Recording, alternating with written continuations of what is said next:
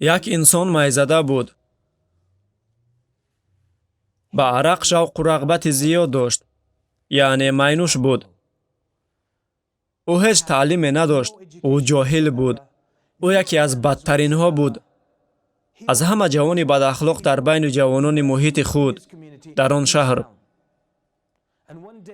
рӯзе ӯ майнӯшӣ мекунад бо ҳамроҳии рафиқонаш ва танҳо ӯ рӯшод аз шиша дар назди дигар одамон ошкоро майнӯшӣ мекард. ана то чӣ дараҷа беҳаё буд. ана то чӣ дараҷаи паст рафтору ва ахлоқи расво дошт. ва рӯзе ӯ мебинад, ки мардумон ҳама ҷамъ шудаанд дар назди як марде, ки бо хар сафар мекард.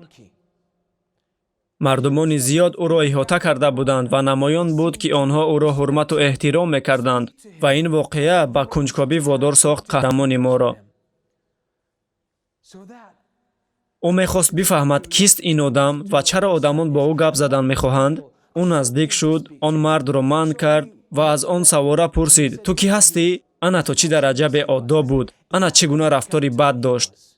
ту кистӣ? одамони атроф гуфтанд: ин шахс аш-Шаъбӣ. ин кас имом аш-Шаъбӣ. ӯ пурсид: кӣ аст ин аш-Шаъбӣ? ин худаш чӣ кора аст? ба ӯ гуфтанд: ӯ муҳаддис аст. ӯ гуфт: чӣ маъно дорад муҳаддис будан? он касе ки ривоят мекунад ва нақл мекунад ҳадисҳои паёмбар Муҳаммадро саллаллоҳу алайҳи ва саллам.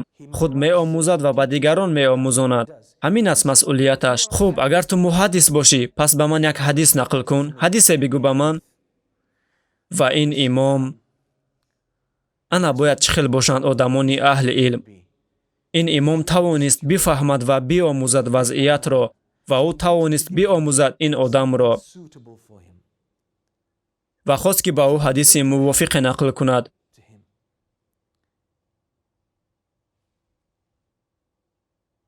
ва ба ӯ нақл кард ҳадисеро аз саҳоба Абу Масъуд ал-Бадрӣ, Аллоҳ аз ӯ розӣ бошад, ки паёмбар саллаллоҳу алайҳи ва саллам гуфт: инна мимма адрака an-nas min kalam an-nubuwwati al-ula idha lam tastahi fasna' ma shi't. ривоят шудааст, ки паёмбар саллаллоҳу алайҳи ва саллам гуфтааст: агар дар ту ҳеҷ шарме набошад, агар дар ту ҳаё набошад, агар дар ту чунин як хислати хиҷолатмандӣ набошад, пас бикун ҳар чӣ ки мехоҳӣ, чунки дигар чизе нест, ки туро аз корҳои беҳаёӣ боз дорад. ва дар ҳамин лаҳза қалби он шахс кушода шуд. ин суханҳо дақиқан ба қалбаш таъсир кард ва баъд аз ин ӯ қарор кард, ки иваз шавад. ӯ хост, ки тамоми ҳаёташро иваз кунад, гузаштаашро дар гузашта монд ва равон шуд ба назди имоми машҳур, имом Молик ибни Анас, имоми Мадина. ӯ ба наздаш рафт ва аз ӯ илм гирифт. ӯ ҳадисҳоро омӯзид аз имом Молик. ва худи ҳамин шахс, ҳамин собиқ майнуш дар оянда устод шуд ба имом Ал-Бухорӣ ва имом Муслим.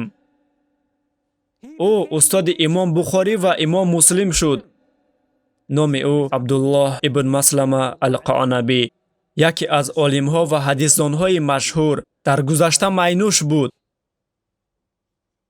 ошкоро дар назди мардум майнушӣ мекард. касе буд, ки ахлоқе надошт, касеро ҳурмат намекард ва муддати дароз дар назди имом Молик дарс гирифта, Абдуллоҳ ибн Маслама мегӯяд: ман бояд бубинам шахсеро, ки бо сабабаш ман дар ин роҳ ҳастам. ва ӯ қарор кард, ки ба шаҳри Басра биравад, он ҷое, ки аш-Шаъбӣ мезист. лек вақте ки ӯ ба он ҷо расид, фаҳмид, ки имом аш-Шаъбӣ ин дунёро падруд гуфтааст. ва мо аз ин қисса чӣ ибрате гирифта метавонем? он ки ҳаёт ивазшаванда аст ва ин супориши туст, масъулияти туст, ки иваз шавӣ ва ҳеҷ гоҳ нахоҳӣ ва интизор набошӣ, ки каси дигаре туро иваз кунад. ин бояд қарори худи ту бошад. менигарем ба ҳаёти мусалмон, мулоҳиза мекунем ҳаёти паёмбарро саллаллоҳу алайҳи ва саллам, ҳаёти саҳобагонашро, ҳаёти шахсиятҳои бузургро дар таърихи ислом, олимони бузург ва ҳокимони бузург. онҳо чӣ кор карданд? آنها دو چیز اساسی کردند. خود را عوض کردند و دیگران را عوض کردند. همین است حیات. شما تکمیل یافته زندگی میکنید. پروریده روح خود را و قلب خود را علم آموخته خود را تکمیل دادند و به دیگران هم کمک کردند تا که آنها تکمیل یابند. انا این است حیات. و اگر شما فکر کنید که تغییر دهی ناممکن است، چگونه که بسیاری ها چنین فکر دارند امروزها، ما خود را به مدد حس میکنیم. ما فکر میکنیم که وضعیت ما را عوض میکند. لیکن شما میتوانید که تا ابد انتظار باشید. ولی چی میگوید با الله سبحانه و تعالی در روز داوری؟ دنیا تغییر نمییابد تا دمی که شما عوض نشوید. این دنیا را عیناً چنین آفریده است الله سبحانه و تعالی. الله میگوید إن الله لا يغير ما بقوم حتى يغيروا ما بأنفسهم. همانا الله تغییر نمیدهد وضعیت آدمان را تا زمانی که آنها خود را عوض نکنند. ما میبینیم که چه خیلی مسلمانان در عذابند در تمام دولت‌های اسلامی. تا دمی که خود را عوض نکنیم، تا دمی که ما در نماز بامداد برخسته به مسجد نآییم، تا دمی که ما عادت‌های بد را ترک نکنیم، تا دمی که ما یک قسم وقت خود را بهر رضایت الله سبحانه و تعالی صرف نکنیم، تا دمی که ما از پوست خود نبراییم بهر رضایت الله سبحانه و تعالی، از حلاوت‌ها نبراییم، تا آن دم چیزی عوض نخواهد شد. چون که همه چیز رابطه دو طرفه دارد.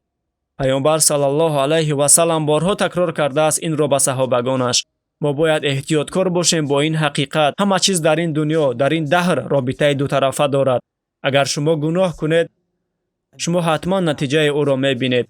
شاید بعد 20 سال یا اینکه 30 سال یا اینکه این گناه به امتان تاثیر میرساند در دیگر گوشه دنیا. شما این را درک نمیکنید، اما عیناً چنین آفریده شده است دنیا. برای چی به این زمین پیامبر صلی الله علیه و سلم با پیام فرستاده شد؟ او چیکار کرد؟ آدمان را عوض کرد.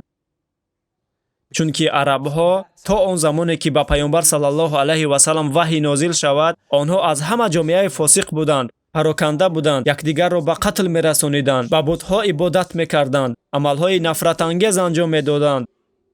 تا زمانی آمدن پیامبر صلی الله علیه و سلم و آنها همگی بعد 23 سال در دنیا آنها امتی رقم 1 شدند و این تپش تا حال ادامه داشت و مسلمانان امت مسلمانی در تمام دنیا پهن گردید، از خیتای تا به مراکش و اسپانیا. همه این عملی گردید با شرافت تغییردهی و تشبثکاری پیامبر صلی الله علیه و سلم. ما حالا هم از آن میراث زندگی داریم، از باقی مانده آن میراث. ما حالا هم حرکت میکنیم با طفیل همان میراث. ما باید به حیات اهمیت جدی دهیم. ما باید بیدار شویم. باید برایم از این وضعیت بی‌اندیشگی. اگر شما فکر کنید که حالتان خوب است، چون که شما 2 بار نماز میخوانید در یک روز یا اینکه حتی 5 بار نماز و عمل دیگری، از این حالتان خرسندید و افتخار دارید، چشمانتان را گشایید. مهم نیست که شما چی کار میکنید بهر رضایت الله. این همیشه بسندگی نمیکند. ما باید روز از روز تکمیل یابیم و بالا حرکت کنیم. همان لحظه که فکر ایستادن رو کردید، شیطان شما را به پایان میکشد.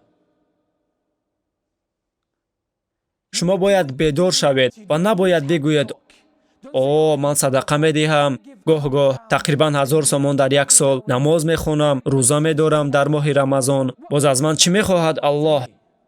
مهم نیست که چی کار میکنید، همیشه بسندگی نمیکند. چون که شما هیچگاه برگردانیده نمیتوانید قرض خود را به الله. شما هیچگاه رسیده نمیتوانید به آن سطح حقیقی شکرگزاری به الله.